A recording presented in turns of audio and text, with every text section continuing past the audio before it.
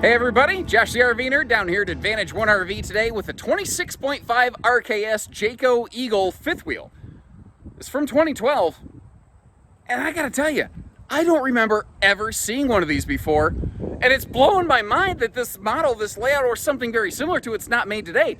This is phenomenal. It has like full travel access, which really surprised me when you start hearing rear kitchen. Usually you've got absolutely jack squat for travel access, but it is small, it's fairly light, especially for a Jayco. Jaycos are always heavier tanks, and these older ones, man, they still have that solid feel to them. It's got a little mini camp kitchen, and in terms of towability, potentially half-ton towable. I'd never like to just say it's half-ton towable. There's too many half-ton trucks out there. So it's got about a 1,200-pound hitch weight. It's, say, 7,300 pounds dry. If you've got a heavier payload package on a half-ton, this may be a legitimate option for you where so many fifth wheels are not, but you really got to make sure that you're accounting for cargo there.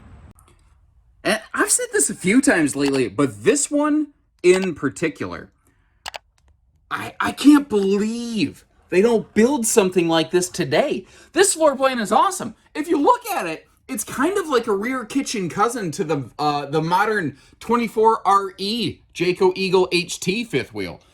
It's a real similar size. It's just kind of like everything's just shifted around a little bit, but I like the way that this one is all positioned around. I think in the modern new RV market, a version of a floor plan like this that's been kind of updated a little bit, I think could have some serious viability and generate a whole lot of fans here.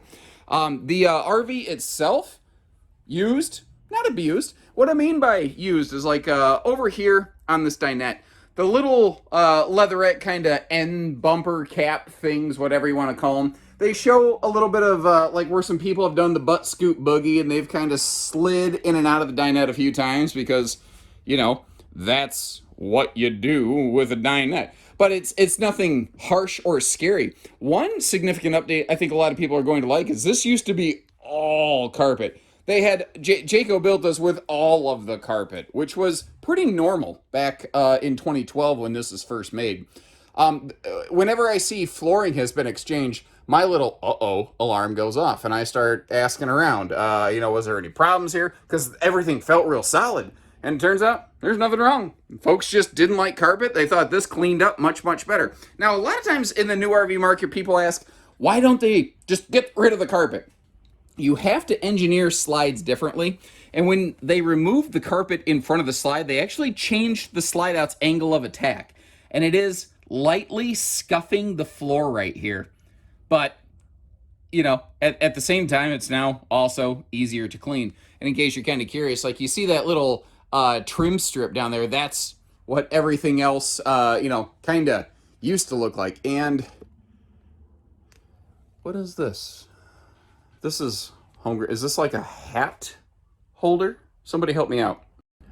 Now this RV has, without cargo, I think, a little bit less than 1,200 pounds hitch weight, which considering it has a slide out upstairs, that closet slide, is not too bad. They did have to get pretty compact to accomplish that though. And this little corner right here, you see there's a cabinet right there. That is at an impossible angle for me to try to get good camera view of it. But it's funny, when you review the RV in person, it works. It makes perfect sense. By the way, interesting little note. It took me a minute to find it. I forgot they used to do this. Bedroom slide button is up here, and I kind of like that because you have to stand right here to make sure that that slide is going to open or close unimpeded without getting, caught on something or smashed up. Now, this is a little more classic style fifth wheel from 2012. It does still have the little bit of step up around the bed. We've got TV hookups across from the bed if you are so inclined. But one of the things I wanted to show you is if I do the sideways two-step to get over here, take a look at the storage that you have. Because remember, you do have a closet slide over here on the door side of the RV. But at the same time, this style, this design was something that they came up with that allowed them to keep the RV a little bit smaller. And you might go, well, how? Why can't they just put it on the other side, or couldn't they have? That slide fascia right there would overlap with this wall a little bit. So even though we're talking a game of inches versus a game of thrones, that was just a way for them to accomplish that goal. All right, so slides closed, road mode. You could squeeze between the slide and the bed there. Depends on, I guess, about, how many Old Country Buffet visits you've paid recently. Bathroom, very easy to access. And then when you close the slide down here, very good traveling access. Get to the counter, the fridge. Like, this is a great layout. How was this not more popular? Now, for the most part here, everything looks like anything I think the previous owner needed to do, it's been well maintained. The nose cap obviously has a little bit of sandblasting and fade on it, because the RV has been towed. It hasn't just been, sat there and ignored. And I can also see from the faded Jayco logo in the upper corner there, it spent more of its time outside, but the fiberglass and everything is still gleaming. I think what we're seeing on the nose cap is a symptom of the time that this was made is when everything was just shifting from white to like browns and grays and all kinds of different color palettes suddenly reintroduced into the RV industry that we hadn't seen for years. The nose caps didn't quite have as good of a clear coat then as they do now. It looks to me like the previous owners did everything right. It just looks to me like the nose cap wasn't properly protected from the factory level.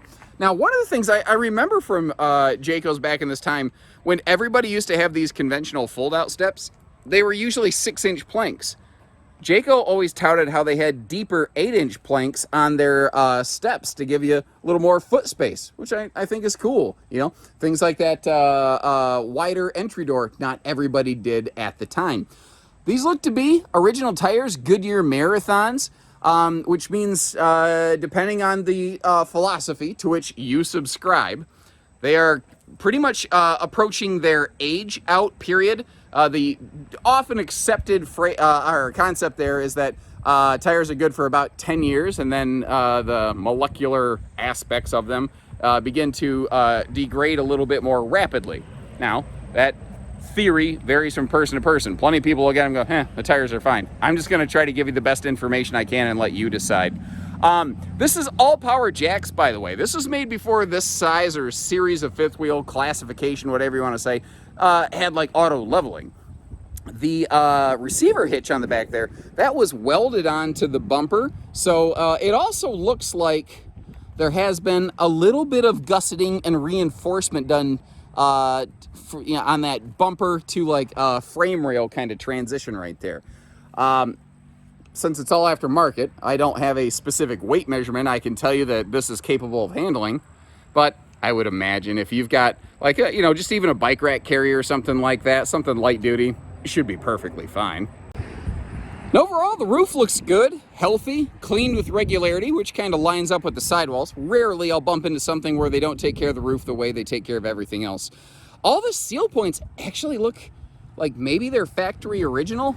They're definitely at a point where at the very least you should do some touch-ups. Frankly, if it were me, because I can already see where on some spots there's been some touch-ups, I would, before winter came, if you live here in the Midwest, I would probably go through and do a full peel and seal on that. It's gonna be some work, or you're gonna have to pay somebody to do it.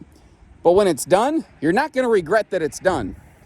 You might regret it not being done, however. I just scared these folks. How you doing there, folks?